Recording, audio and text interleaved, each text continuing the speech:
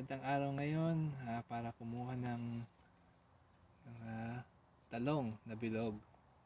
Yan, kukunin natin sa mga tinanim namin sa timba. Sila. Medyo matigas na siya. Next.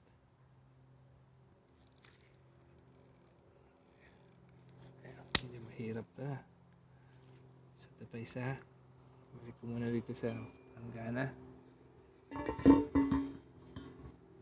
Kunin na natin yung isa rin. Kahit na medyo maliit pa.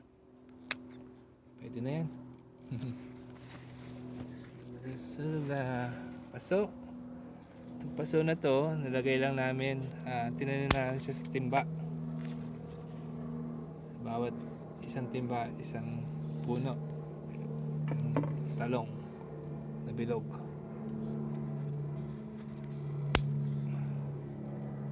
Makikita nyo.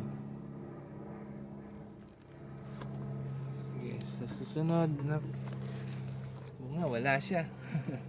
Walang bunga, pero itong huli meron isa.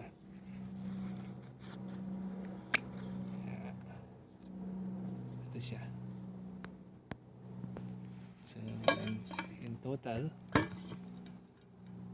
yan na tayo nakuhang 6 na sita. Talong pala.